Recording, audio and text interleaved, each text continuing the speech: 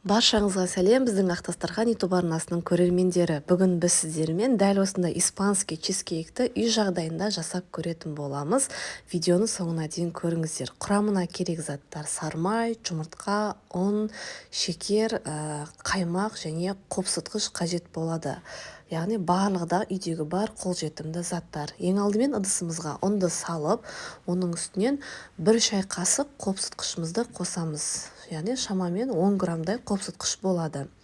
Оның үстіне бөлме температурасында тұрған сармаймызды салып, яғни крошка дейді ғой, ұнтақ жасап аламыз. Екеуін жақсылап ерігенше бір-бірімен араластырып шығамыз. Негізі білесіздер, испанский чизкейк өте дәмді болып шығатыны. Оның үстінен енді қант қосатын боламыз және жұмыртқаны жарамыз. Мен бұл жерде 2 жұмыртқа жардым, себебі жұмыртқаларым кіші болғандықтан. Сіздер 1 жұмыртқа жарсаңыздар болады.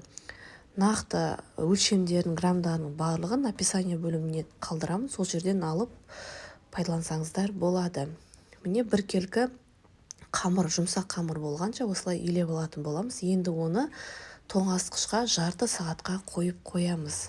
Ол аралықта біз кремін дайындап аламыз. Креміне бізге 3 жұмыртқа қажет болады. Яғни егер жұмыртқаларыңыз үлкен болатын болса, 2 жұмыртқа да жеткілікті. Енді оның үстіне қант қосамыз да жақсылап қант пен жұмыртқа ерігенше жақсылап араластырып алатын боламыз. Міне осындай дәл осындай көпіршіп 1 келкі масса шығу қажет. Енді оның үстіне қаймақ қосамыз. 25%-ық немесе 20%-ық қаймақ болған дұрыс. Массамыз ажырап кетпес үшін шамалы кукурузный крахмалды қосып шықтым. Енді оны жақсылап араластырамыз. Егер ұнайтын болса, әрине ванилин қоссаңыздар болады, немесе ванильный сахар қоссаңыздар да болады, әдемі иіс беріп тұру үшін. Міне қамырымыз да дайын болды. Енді оны осылай формаға орналастырсаңыздар болады, немесе арнайы осындай чизкейктердің ыдыстары да бар, білесіздер, сондай ыдыстарға орналастырсаңыздар да болады. Барлығын шетіне жасап жайып шыққаннан соң үстіне жаңа дайын болған қаймақты массамызды қойып шығамыз.